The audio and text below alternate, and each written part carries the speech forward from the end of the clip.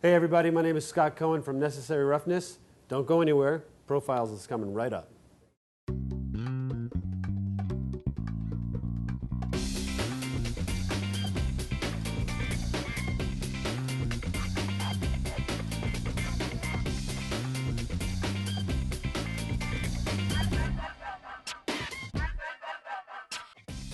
Welcome to Profiles. I'm Morgan Thompson. Today's guest is actor Scott Cohen, a native of the Bronx. Scott has appeared in over 80 different films and TV programs. Cohen is currently starring in the USA Network hit series Necessary Roughness, where he plays the character of Nico, the fixer, to perfection. Necessary Roughness is gearing up for the premiere of its third season. After a short break, we'll join our host, Mickey Burns, as he welcomes veteran actor Scott Cohen to Profiles.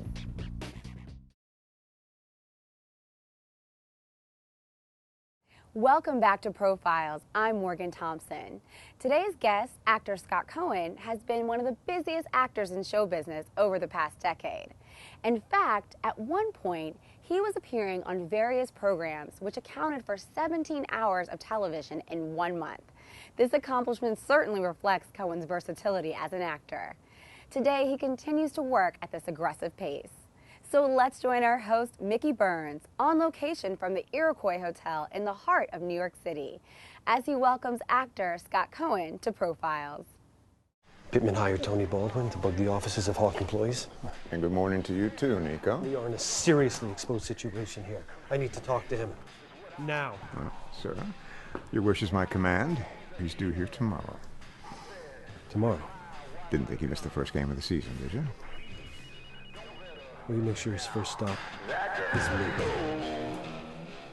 Scott Cohen, welcome to our show Profiles. Thank you very much. Of course, you are an actor. Yep. And you're well known for appearing in over 80 different Really? TV programs and films. Wow. So you've been around a little bit. A little bit.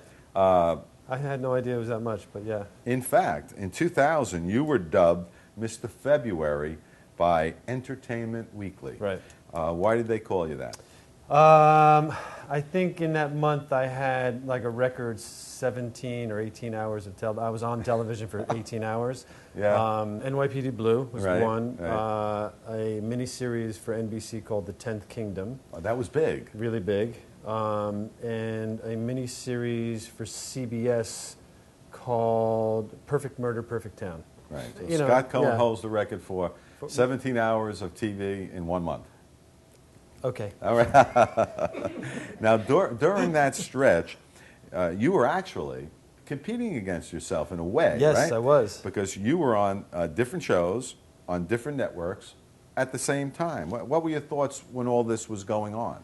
That nobody would watch the one thing that I really wanted them to watch, because I felt like that, I had done Perfect Murder, Perfect Town, and which was I knew was going to be watched by an enormous amount of people, which was the John Bonet story. Yes. But I had done this miniseries called The 10th Kingdom, which I was really, really proud of, and which took about 9 months of my life to shoot. I bet. And it was, I wanted people to watch that. So I was worried that people would... You were torn. I was torn. And at that time, it's, in 2000, people didn't have you couldn't DVR.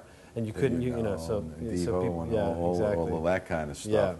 Yeah. Let's backtrack just a bit. You were born in the Bronx. I was. You're a Bronx guy, and as the youngest of 5 children. Yes. What kind of childhood was it for you growing up in the Bronx? Terrible. No, I had a really good childhood. I was born in the Bronx. I didn't stay there that long. We moved to Westchester. Most of the family grew up in the Bronx, except for me. Yeah. But it was fantastic. I had, we lived on Sedgwick Avenue in an apartment complex that was kind of created as a socialist experiment back in the teens. Yeah, sure. Yeah, and it was great. I loved it. It was my grandmother was there. And did any of your siblings go into acting? No, nobody went into acting except for me. Now, originally, you mentioned your father being a musician. Your original aspirations professionally were towards music. They were. I mean, I imagine my first memory of acting actually was when I was little.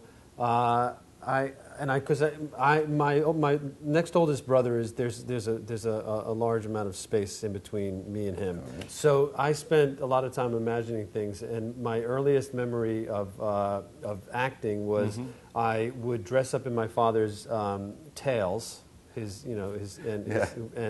and I would sit at the piano and make believe I was, I thought I was Leonard Bernstein or something like that, and I would start playing the piano. And that was like when I was 5 or 6, and I couldn't even play. I was just like, dun dun dun dun dun dun dun, and I would make believe there was an audience there, and and then I mean later on when I was trying to perform in front of an audience, I didn't realize how scary it was. From that, I think I wanted, because I grew up in a musical family, and I learned how to play the piano, and I learned how to play the French horn, and I learned how to play the drums and the clarinet and the bassoon and everything else. I really thought that I had the chops to be a musician, but I did not. I didn't have the patience. I didn't have the tenacity. Wasn't your niche. It wasn't my niche. And I really had no idea that I wanted to act. I mean, that kind of came to me as opposed to me choosing it. Yeah. Did you ever get to play any of these instruments in any of your roles, of which you have numerous opportunity to do so, 80 roles? I know people have asked me, like, do you want to play piano in this? And, Yeah. I would probably say no. I'm surprised you haven't suggested it. I've suggested it for Necessary Roughness, Did you? actually. Yeah, but they don't. I mean, we could get to that later. But Yeah, they don't want to see me in my in a different role. Yeah, in a different role. But actually, in Necessary Roughness, we did these things called, we did webisodes, right? Yes. Which were these little snippets, 3.5 minutes of my character through, and seeing him kind of outside the world of the show. Yeah. And the last one that we did was I play guitar. And I had, so I do play guitar a little bit. Right, And so Now, while you were attending college, and you did mention it briefly, you went to the State University at New Paltz. And I read there, besides your musical aspirations, that you took a class on becoming a professional clown. Yeah. Is that accurate? Yes, that is very accurate. I went to New Paltz, and I had no idea really. I mean, I went for music, right? Of course. And there was a course taught by this guy named Jonathan Fox called Clowns and Clowning. Wow. And it was full. Oh. And I had no idea, like, no one had ever said no to me. So, I mean, I was like, how come I can't get in this class? I don't really understand. And so I went to his office and said, I need to be in this class. I don't really know why I need to be in this class, but I need to be in it. Yeah. And he was like, you're weird. And but he finally let me in. And I actually I got involved in clowning much more than I was into acting, way before I was into acting. So I worked in circuses. You got a job. Got a job. In the circus. In the circus. It didn't go well. It didn't go well. I got fired because I was not as happy as the normal clown. I was a little kind of. You were the dark clown. I was the dark clown. I would have been good now on TV today in TV shows. Yeah. But yeah, no, I was really young, and I had ideas, and it wasn't just about clowning, it was about expression for me. Yeah. So it was more about like trying to create something that was mine. Yeah, yeah. Now, of course, like most actors, breaking into the business can be a challenging one. Mm-hmm. How difficult was your struggle? You ask good questions. I appreciate it. Really good. Because I know your struggle wasn't an easy one. Well, the struggle wasn't an easy one, and it remains to be so. Yeah. After 80 films and TV shows, yeah. I would say that my struggle was great. I mean, there were, when I teach this class at Hunter College in acting, and it's I never made the choice to be an actor. That's the way I see it. Like, I never said, I am going to be an actor. I want to be like so-and-so. Oh, I want to do this kind of movie. I just worked. And it was either work that I created for myself, or it was work that other people gave to me. But it was not.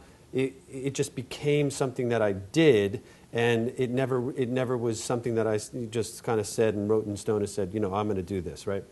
So that's the first thing. The second, but then when I started to realize what it takes to actually do all those things, and have people see me and have the opportunity that I desired so much, that's when it really became a struggle. And it's interesting that what a struggle is, because a struggle in this business is about working.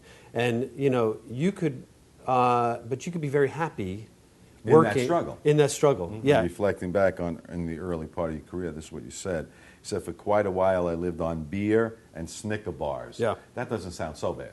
No, it was pretty good, actually.